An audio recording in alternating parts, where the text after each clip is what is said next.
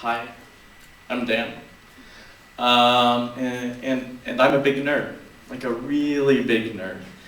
And in May 2011, probably 10 drinks in and 3 sheets to the wind, I was sitting in my office one late night where I'm the CEO of an online marketing agency, and I sat there wondering, albeit drunk, why my socks suck so much.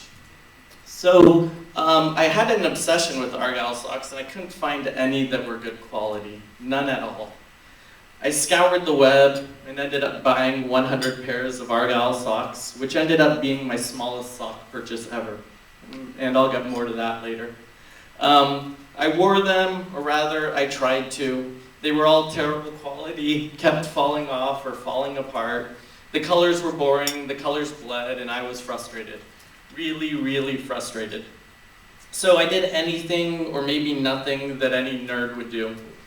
I sat and wondered whether I was alone. I wondered whether other people also liked Argyle socks. I'm a firm believer that due to our lives in the World Wide Web, that supply follows demand and demand follows supply, and that anything I want, as long as other people want it, can be purchased online. So I wrote an algorithm to scour the web.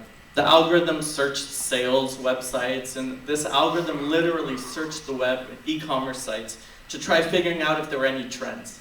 Now, to my surprise, or not to my surprise, the two things that came up were a growing demand in socks and a growing demand in Argyle. So apparently I hit that on the head. So anyway, what did I do? Anything any rational person would do, right? I started an Argyle sock company. I searched the web and I ended up on Alibaba.com, right, where you can go and find sources outside of the country and start looking for product, and that's exactly what I did. I looked for someone that would make Argyle socks. My goal was to make the finest, highest quality socks, and I didn't want to deal with any weird child labor. So what I did was I kept hunting and hunting, and before I knew it, I eventually found a woman named Lynn out of China, oddly enough, highest quality socks I could find in good working conditions, and that's where we started. Now the deal with the socks was that they had to be absolutely perfect.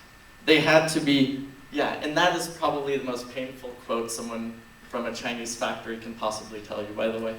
Anyway, so they had to be just the right thickness to wear to business meetings and to the gym. The colors had to be bright and bold. The cotton had to be very, very, very soft. The elastic had to be just the right thickness so it wouldn't fall off. And the sizes had to be made for Americans. Typically, socks are one size fits all, and that wasn't something I was okay with. So what I did was I researched American foot sizes, and I made 3 socks to fit the appropriate foot sizes of Americans and their demand. So then I teamed up with a designer to pick out some color combinations, and then I designed and manufactured, mind you, no business plan yet. I designed and manufactured 20,000 pairs of socks, and I got them all delivered to my office. I really didn't know what to do. I figured, let's put them in garbage bags. Moths won't get to them. I don't know. So I put them in garbage bags. It was like a good way to separate them. Something about them being in garbage bags makes me kind of sad because it kind of makes it look like they're garbage, but they really weren't. I just wanted to store them in something, and that's all I had. So I put them in garbage bags. I'm still very embarrassed by that. I don't know, it just felt right. It just felt like the right thing to do at the time, which is like a line that never has good implications. So the number one thing people would ask me when I got these socks was like, how much did they weigh? And the answer was always the same. They weighed a ton. And then they would say, no, like really, like exactly how much did they weigh? Like, well, they weighed a ton. They're like, okay, well, do you know how many pounds they weighed? And I'm like, yeah, they weighed 2,000 pounds, 2,025 pounds. And they'd be like, I get it. So that was my first order of socks. And then I hired some friends, built a website, and started selling socks online in January 2012. And for the most part, it's gone pretty well. I'm looking at the wrong piece of paper right now. But for the most part, it's gone pretty well. See, the thing was that things always happen along the way, and you're constantly surprised when you start a business about the things that happen. And from my experience, I guess this is my 10th company that I've started, that the number one thing to do is just to deal with what you have. So for example, one day you're gonna do a photo shoot and your male model isn't gonna show up. So you're gonna have to find a suit and jump in some photos.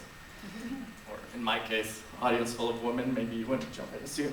Anyway, so, and then you find a team of people that are really into Argyle socks, and they also happen to be famous parkour athletes. So you make the most of it, throw them in a photo shoot, and start putting it on some ads.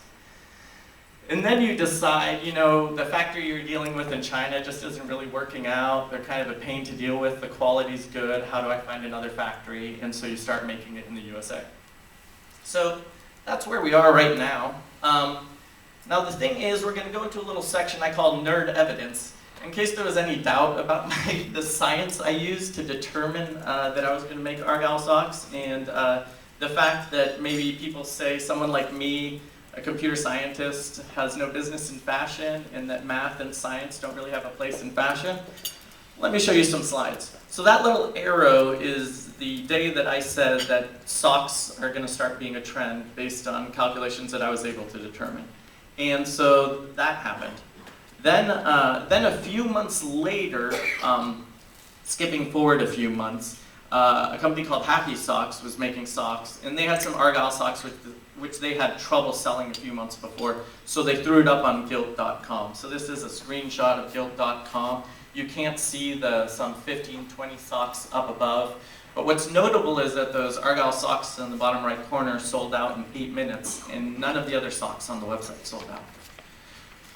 So, nerd evidence number 3. So Condé Nast Traveler, if I can read that quote, confirmed that Highland fashion and Argyle was going to be a big thing in 2012. So that was reported a few months later, and that socks were going to be important and shortened pants were going to be important. So that all made sense. And then in February, New York Times wrote an article saying that flashy socks were an integral part in Silicon Valley entrepreneurs. So that kind of supported my rationale that sock shopping was increasing online. And then we were featured in GQ, which was super cool. Oh,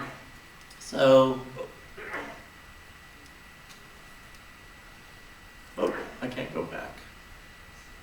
What just happened there? Do we have sound, by the way, on this thing? If you click that link, will it go to anything? Anyway, so if he does. Yes? No? Good. Oh, cool. So, yeah, so since then, launched a Kickstarter campaign, kind of failed, and in true nerdy form, I tried to calculate how I could make the best viral video. And so the goal of this viral video was to do some things that are typical in comedic videos, which is what you want to do is you wanted to get the audience to laugh every 30 seconds. And so this video is 2 minutes long, and my goal was to step it up and get you to at least smile every 20 seconds. So here is that video, if we can get this to work. Until then, how's everyone doing? Yes. There we go. That's the applause I never had. Just in life generally, not just today. And that's the video.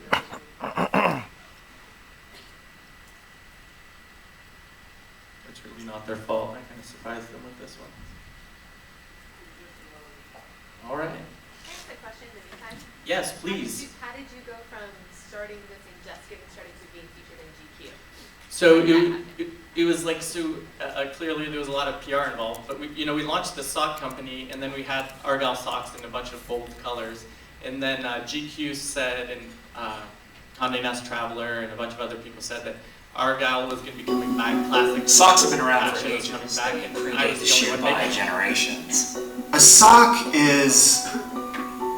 Come on, man, you don't know what a sock is? Now when it comes to socks, it's easy to think the same. So we at Argos thought, what if we think bigger? I'm a big guy. Do you know what they say about guys with big feet? Inside big feet is more meat. There's more foot meat. Everybody says that. My feet are similar to normal people's feet, but bigger. Bigger. We kept hearing it, so we thought we should listen. Bigger. We kept saying it until it didn't even sound like a word anymore. Normal socks don't fit bigger feet because of science. The problem with the regular size sock was in the heel, the toe, the length, and the height. That's when we had a breakthrough. What if we increase the size of the heel, the toe, the length, and the height? Think about it. We're proud to introduce the extra large sock. This is revolutionary. It's larger without losing the normal sock feel. A classic sock, you know? The most common reactions we got were, "Oh, comfy." Bigger people don't have to be afraid anymore to put on shoes, to show their feet in socks. They don't want to show their feet out of socks. It's an extra large sock. No, it's the extra large sock.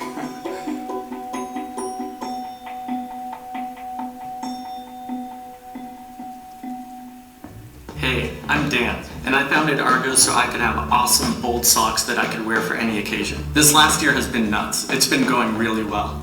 But what I realized was that I neglected my big-footed friends. It really sucks that people with big feet can't find cool socks. They just don't exist. We need you to help us change that. If you have big feet, you can donate over here and be the first to experience the Argoz extra large sock. If you don't have big feet, you can still support the cause, and we'll send you regular size socks as a thank you. Don't let our big-footed friends suffer anymore.